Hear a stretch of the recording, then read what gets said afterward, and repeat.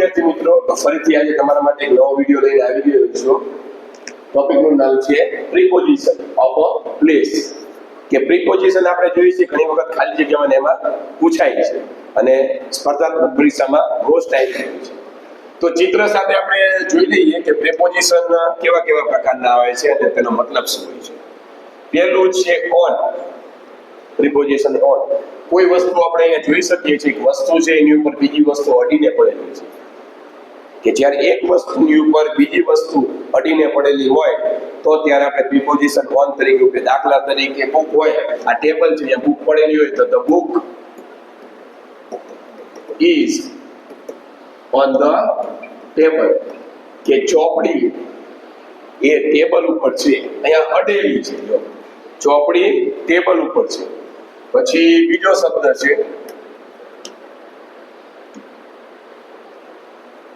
બિલો. બિલો એટલે નીચે. અહીંયા આપણે જગ્યા દેખાય છે નીચે. એક વસ્તુ છે એની નીચે બીજી વસ્તુ હોય છે અને વચ્ચે જગ્યા હોય છે તો ત્યારે પ્રીપોઝિશન તરીકે આપણે શું વાપરીએ છીએ? બિલો વાપરીએ છીએ. દાખલા તરીકે અહીંયા છે the board is below the wall clock.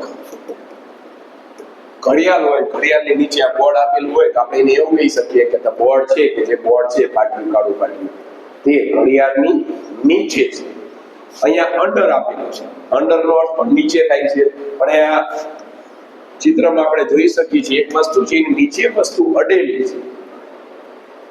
એક વસ્તુની નીચે વસ્તુ અડેલી છે અને એનો મતલબ શું થાય? નીચે જ થાય છે. ત્યારે આપણે અંડર નો ઉપયોગ કરીએ છીએ. દાખલા તરીકે બુકની વાત કહી દઉં. દાખલા તરીકે આપણે કરીએ તો book is on the table. એવું લખેલું કે બુક ચોપડીની ઉપર છે, કારણ કે આપણે ઉપરનો શબ્દ વાપરેલો છે, બે અડેલું છે. તો આપણે આવી રીતે પણ કહી શકીએ કે the table is under the table is under the book. Book એટલે ઘણી બધી ચોપડી મોટી મોટી પડેલી અને એને અડી લઈને તે નીચે ટેબલ પડેલું. તો બધી ચોપડીઓ છે, ચોપડીઓની નીચે ટેબલ છે. આપણે એવું પણ કહી શકીએ.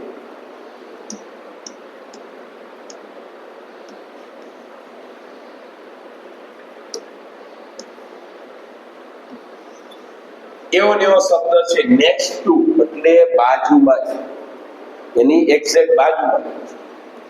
દાખલા તરીકે એક વિદ્યાર્થી છે એની બાજુમાં બીજો વિદ્યાર્થી બેઠેલો છે તો આપણે એવું કહી શકીએ દાખલા તરીકે Mohan sits next to Sohan.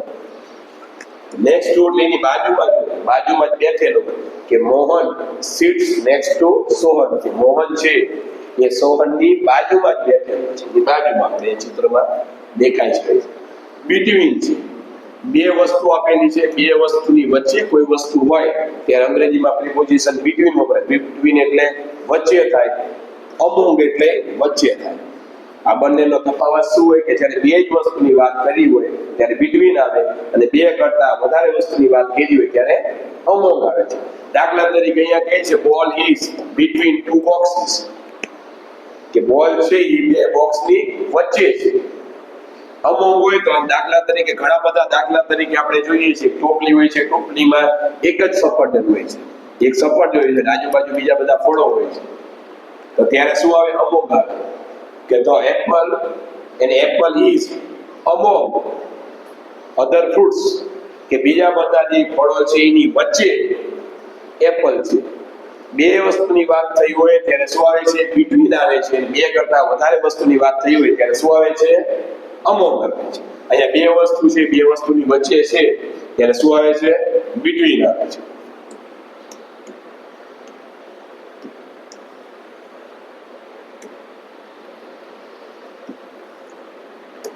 એવી રીતે ઇન ફ્રન્ટ ઓફ એટલે ની સામે.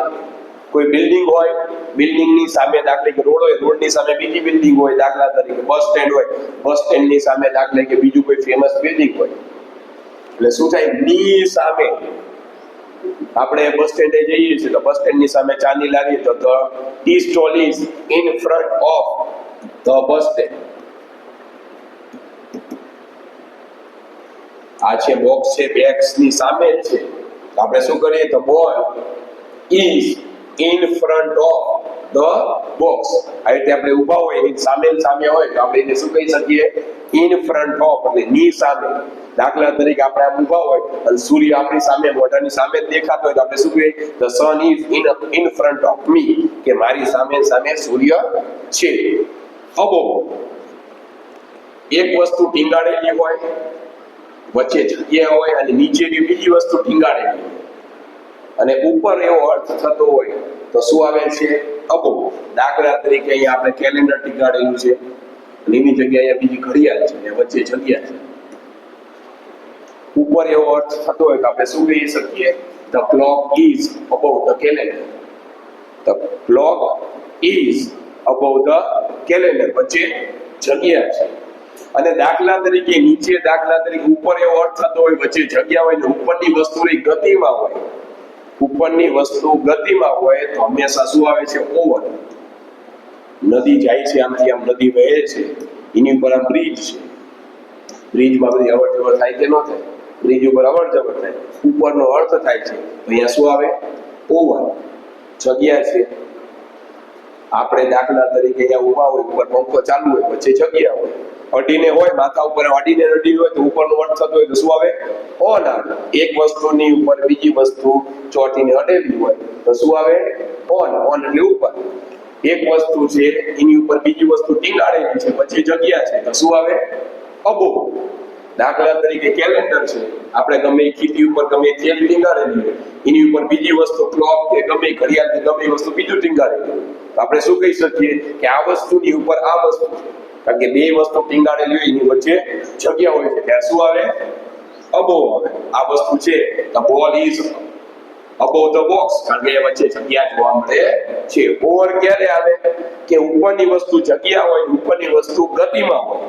અહીંયા નદી ચાલતી હોય નદીની ઉપર શું હોય બ્રિજ હોય. આપણે ખબર છે નદીની ઉપર બ્રિજ હોય તે અડીને વચ્ચે જગ્યા હોય અને બ્રિજ ઉપર શું થાય ગતિ ઉપર ચાલતું હોય તો આપણે શું કહેવાય તો bridge is over the river. પછી બિહાઇન્ડ એટલે પાછળ. એક વસ્તુની પાછળ બીજું વસ્તુ સંતાયેલી હોય આપણે દેખાતું ન હોય ત્યારે આપણે શું કહીએ ની પાછળ એટલે પાછળ. દાખલા તરીકે થોડુંક દેખાય છે પણ મોટા ભાગે દેખાતું હોતું નથી. ધ બોલ ઇઝ અહીંથી આપણે જોઈએ the ball is behind the box. The ball is behind the box કે બોલ છે એ બોક્સની પાછળ છે. ફરીથી રિવિઝન કરી લઈએ. ઓન છે તો ઓન ક્યારે હોય કે એક વસ્તુ હોય એની ઉપર તરત ને તરત બીજી વસ્તુ ચોંટીને અડેલી હોય તો ઉપર એવો અર્થ થતો હોય ત્યારે શું ઓન આવે છે. ટેબલ છે ટેબલની ઉપર આપણે ચોપડી મૂકેલી છે પેન મૂકેલી છે મોબાઈલ ગમે અડીને આવે ઉપર એવો અર્થ થાય છે તો આપણે એવું કહી શકીએ કે mobile is on the table. ત્યાં વચ્ચે જગ્યા હોતી નથી તો કે ઉપર એવો અર્થ થતો હોય તો ત્યારે શું આવે છે ઓન આવે છે. બિલો એટલે નીચે. એક વસ્તુ છે એની નીચે આપણે બીજી વસ્તુ રાખેલી છે પણ વચ્ચે જગ્યા છે. દાખલા તરીકે અભેરા હોય નીચે આપણે ગમે ખુરશી એવું મૂકેલું તો આપણે કહી શકીએ કે આપણી જે છત છે છતની જે ખુરશી હોય નીચે વચ્ચે જગ્યા છે તો બિલો કહી શકીએ આપણે. હું અહીંયા ઊભો છું તો દાખલા કે I am standing below the wall ceiling એટલે છત. પછી અંડર ક્યારે ઉપયોગ થાય છે એક વસ્તુ બીજી વસ્તુની નીચે છે પણ અડીને. દાખલા તરીકે આપણે ઝાડ હોય તો ઝાડની નીચે આપણે બેઠા હોય કે અંડર કેમ આવે છે કે ઝાડ આપણે અડેલું નથી હોતું પણ ઝાડનો જે છાંયો હોય છે આપણે સ્પર્શ કરતો હોય.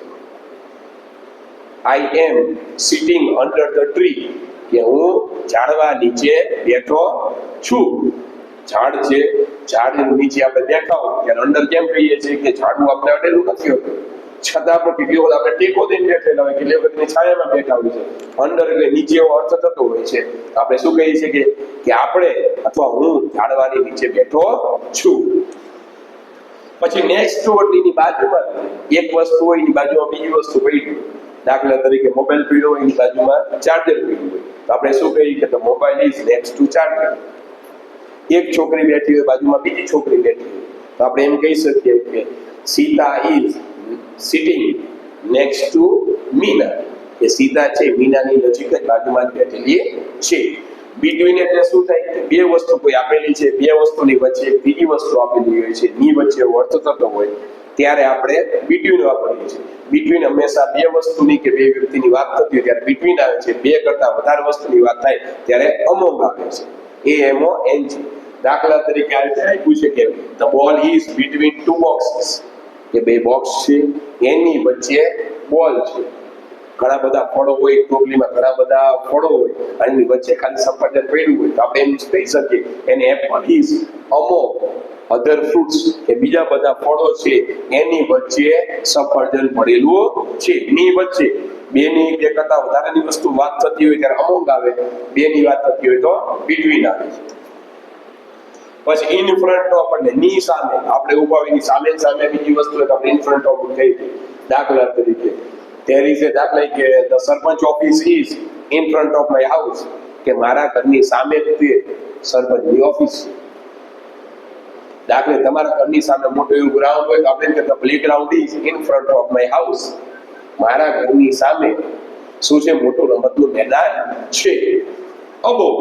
અબોવની વાત એ ઉપર જ થાય, અબોવ એટલે ઉપર, પણ હંમેશા એક વસ્તુની વચ્ચે બીજી વસ્તુની શું કરેલું હોય, જગ્યા હોય ઉપર ટીંગાડેલું.